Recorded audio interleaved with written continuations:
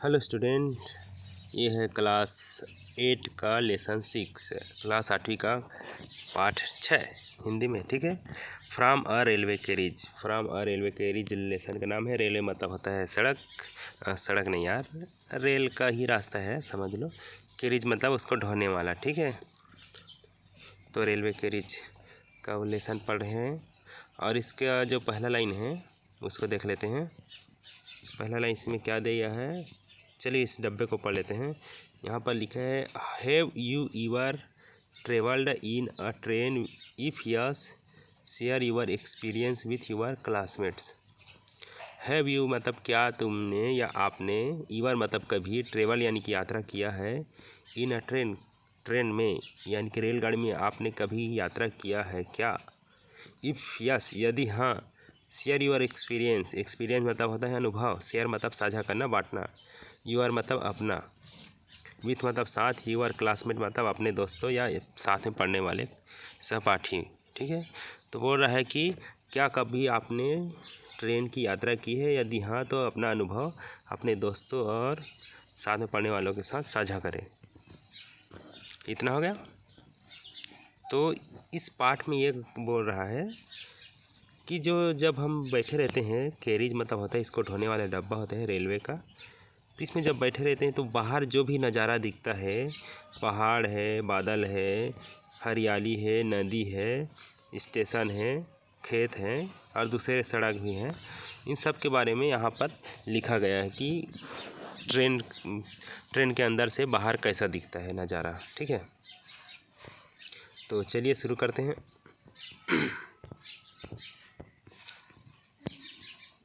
पहला लाइन है, faster than fairies, faster than witches. T को नहीं पढ़ते यहाँ पर, वीचेस में से।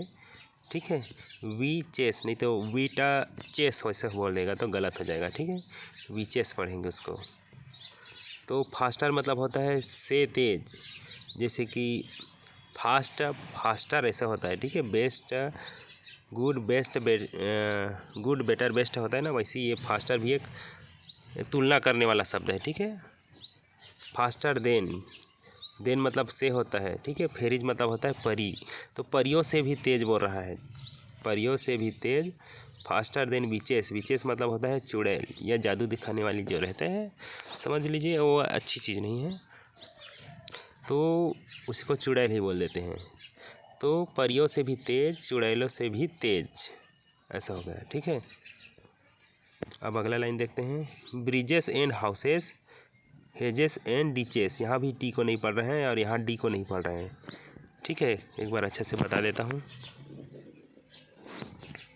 अब अच्छा से दिखेगा। ठीक है, तो देखिए यहाँ पर डी को नहीं पढ़ रहे हैं। जब भी जी के पहले डी आता है ना तो डी को नहीं पढ़ा जाता, यहाँ भी डी को नहीं पढ़ेंगे और यहाँ टी को नहीं पढ़ेंगे डीचेस में, तो इसको ब्रिजेस कहेंगे। जी के बाद अगर ई आ जाए तो जी को ज पढ़ा जाता है अधिकतर जगह। ठीक है, तो यहाँ ज बन गया है, तो क्या पढ़ेंगे इसको, bridges and houses, hedges and ditches. Bridges मतलब, ब्रिज मतलब पुल होता है, एस डाल दिया तो पुलो बोल देंगे। ठीक है, बहुत सारे पुल हो गया। हाउसेस मतलब घरों, हेजेस मतलब बाड़ों या बाड़ बोलते हैं। ठीक है, बाड़ा किसे कहते हैं, कोई खेत या कोई ज़मीन पर घेरा लगाए रहते हैं ना, जो भी हो, चाहे ईंटे से हो चाहे लकड़ी को, कुछ भी हो, घेरा लगाया है उसको बाड़ा बोलते हैं। उसको इंग्लिश में हेजेस, हेज ऐसे बोलते हैं। ठीक है, डीचेस मतलब खाई होता है, जो गड्ढे होते हैं ना उसको बोलते हैं डीचेस। तो इसको बोलेंगे क्या, पुलों और घरों, बाड़ों और खाइयों, बस इतना ही है। ठीक है, और कुछ नहीं कहेंगे। बस ट्रेन आगे बढ़ रहा है, समझ लेना, ट्रेन जो है बहुत तेज़ी से आगे बढ़ रहा है। तो अब आगे देखते हैं।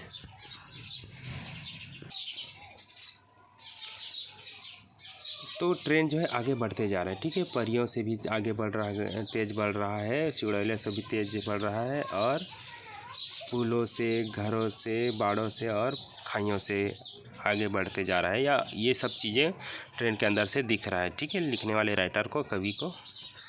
And charging along like troops in a battle. तो इसको जो है अनुवाद करने में काफ़ी दिक्कत हुआ, फिर भी बताते हैं। देखिए, बैटल मतलब होता है युद्ध, लड़ाई। ट्रूप्स किसका है, वो जो है एक बहुत बड़ा समूह होता है, ठीक है। ट्रूप्स मतलब सैनिकों का एक समूह को बोला जाता है, बहुत सारे जो लड़ाई लड़ने जा रहे हैं ना उसको।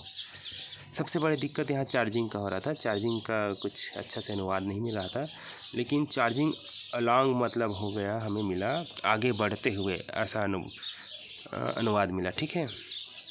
लाइक मतलब तो जैसे होता है, तो चार्जिंग अलॉन्ग मतलब आगे बढ़ते हुए, तो इसको हम एक साथ अनुवाद करेंगे तो क्या हो जाएगा, और युद्ध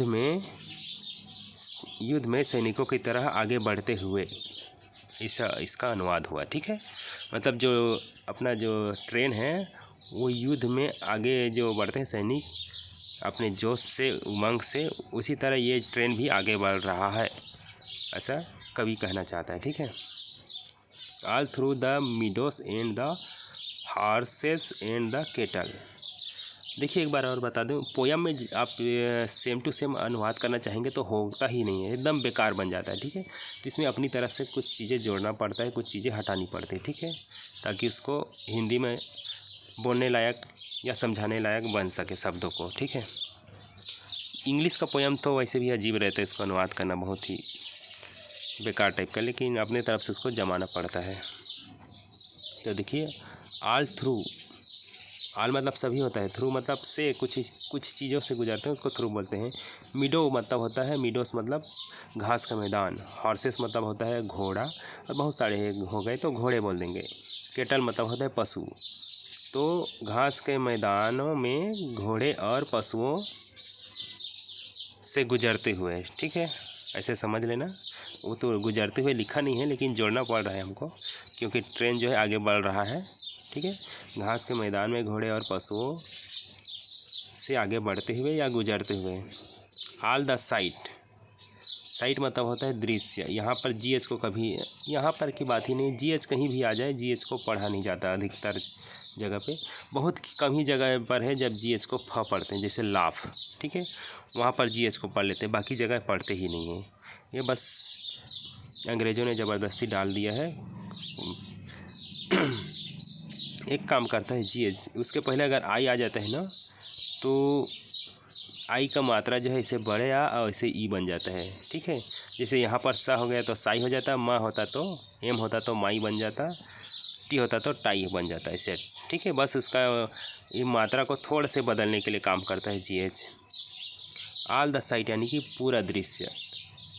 हिल मतलब होता है पहाड़ी, प्लेन मतलब होता है मैदान, ठीक है। तो पहाड़ी और मैदान का पूरा दृश्य या पूरा नज़ारा, उनको जो लिखने वाला है कवि है उनको सब दिख रहा है, ठीक है, वहाँ से। तो पहाड़ी और मैदान का पूरी नज़ारा। उसके बाद क्या है, नीचे पढ़ेंगे। एंड ईवर अगेन, ईवर मतलब कभी, अगेन मतलब फिर कभी। इन मतलब में, विंक मतलब पलक, ऑफ अन आइस मतलब, अन मतलब होता है एक आँख, तो एक आँख पलक झपकना ऐसा गलत हो जाता है, ठीक है। एक आँख से कोई पलक नहीं झपकेगा, ठीक है। तो यहाँ पर इसको हमको अपने मन से जमाने पड़ रहा है, ठीक है। और फिर कभी पलक झपकते ही ऐसे बोलते हैं, ठीक है। और फिर कभी पलक झपकते ही, विंक मतलब होता है पलक झपकाना, ठीक है। फिर कभी पलक झपकते ही। पेंटेड स्टेशन, पेंटेड मतलब होता है चित्रित किया हुआ या चित्र बनाया हुआ या रंगाया हुआ, जो भी समझ लो।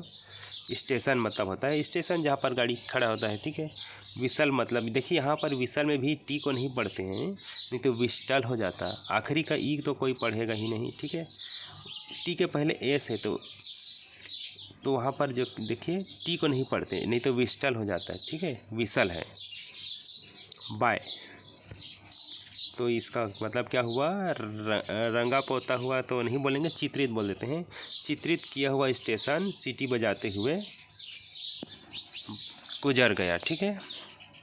ऐसा अपने तरफ से जोड़ना पड़ा है, ठीक है। ट्रेन जो है रंगा रंगाया जो स्टेशन है पेंट किया हुआ, वहाँ से सीटी बजाते हुए गुजर गया। विसल मतलब सीटी होता है, ठीक है। और आगे पढ़ें। हियर इज अ चाइल्ड, यहाँ एक बच्चा है। इज मतलब है, अ मतलब एक, चाइल्ड मतलब बच्चा। यहाँ एक बच्चा है। हु मतलब होता है जो, स्क्रैम्बल्स मतलब होता है चढ़ने में कठिनाई होना, ठीक है, या कठिनाई से चढ़ना बोलेंगे। एंड मतलब और, स्क्रैम्बल्स मतलब होता है तेज़ी से दौड़ना या भागना। तो इसको जमाएंगे हिंदी में तो कैसे होगा, यहाँ एक बच्चा है जो तेज़ी से भागता हुआ चढ़ रहा है, ठीक है, या कठिनाई से चढ़ रहा है, ऐसे बोलेंगे। यहाँ एक बच्चा है जो तेज़ी से भागता हुआ कठिनाई से चढ़ रहा है। ऑल बाय हिमसेल्फ, ऑल मतलब सभी, बाय मतलब भी से हो सकता है, हिमसेल्फ मतलब स्वयं से। तो इन सभी तीनों शब्दों को मिलाकर बनाएंगे तो क्या बनता है, ऑल बाय हिमसेल्फ मतलब खुद से। गैदरिंग, एंड मतलब और होता है, गैदरिंग मतलब इकट्ठा करना, ब्रैम्बल्स मतलब होता है कटीली झाड़ियाँ या लकड़ियाँ होगा, ठीक है, छोटे छोटे लकड़ियाँ रहते हैं जिसमें कांटे बहुत ज़्यादा रहते हैं। तो इनको हिंदी में अनुवाद करेंगे तो बनेगा खुद से कटीली झाड़ियाँ इकट्ठा करते हुए। उसके बाद है here is a tramp, here मतलब यहाँ, इज मतलब है, अ मतलब एक, ट्रैम्प मतलब होता है आवारा। यहाँ एक आवारा है जो इधर उधर घूमते रहते हैं बिना काम के, उसको आवारा बोलते हैं, ठीक है। हियर इज अ ट्रैम्प, यहाँ एक आवारा है। हु मतलब जो, स्टैंड मतलब खड़ा है, एंड मतलब और, गेजेस मतलब घूरना या टकटकी लगा के देखना, तो उसको घूरना ही बोलेंगे।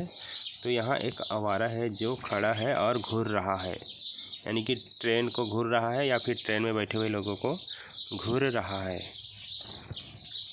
उसके बाद है and there is the green, and मतलब और, देयर मतलब वहाँ, इज मतलब है और वहाँ है ग्रीन, ग्रीन मतलब हरा होता है, या इसको हरियाली भी बोल देते हैं जमाने के लिए।